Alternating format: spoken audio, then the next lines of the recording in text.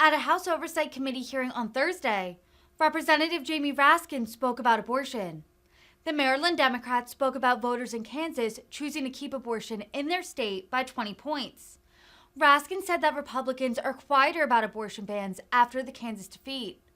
The Democrat lawmaker said, quote, "Seems like the cats got their tongue." Raskin ended by saying, quote, "Let's not go down the road of Saudi Arabia and Iran. Let's be America." The House hearing comes after the Supreme Court overturned Roe v. Wade in June, sending abortion to the states.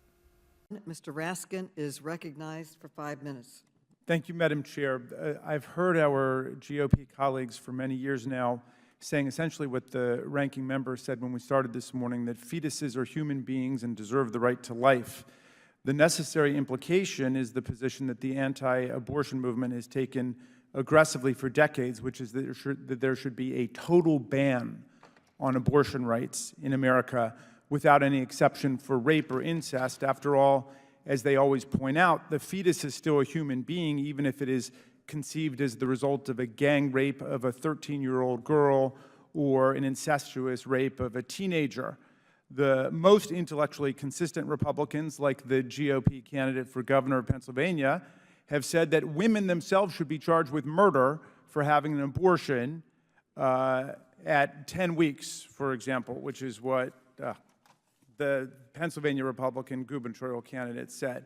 Now, they've grown a little more reticent and evasive about voicing their determination to ban all abortions everywhere in the country since the people of Kansas, by 20 points, massively repudiated the dangerous extremism of the Republican position. So we don't hear as much these days the rhetoric of abortion is murder and women are murderers if they have an abortion, and this is worse than the Holocaust and the normal fare of the anti-abortion movement. It seems like the cat's got their tongue now that they have struck the rock. And the rock is the women of America who are standing up for their freedom as first-class citizens of the United States of America. But don't be deceived by their newfound silence and evasiveness. Just look at what's happening in America. From 2017 to 2021, GOP legislatures enacted 127 laws restricting abortion, nullifying the rights of 31 million American women. Categorical abortion bans are in effect in 15 states.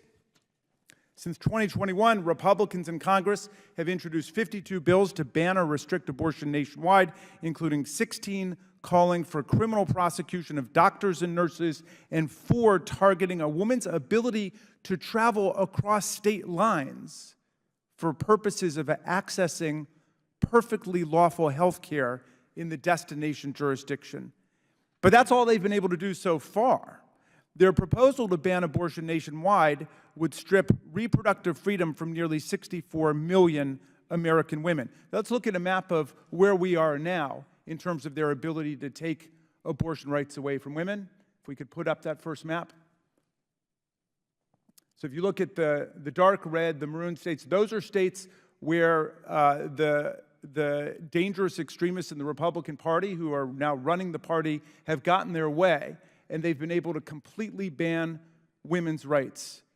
Now, what would happen if Senator Rand Paul and Representative Alex Mooney's legislation, which is endorsed by the vast majority of the Republican caucus in the House, were to pass? They would define personhood as beginning at conception, banning in effect all abortions and certain types of birth control too, by the way, such as IUDs. What would happen? Put up that second map.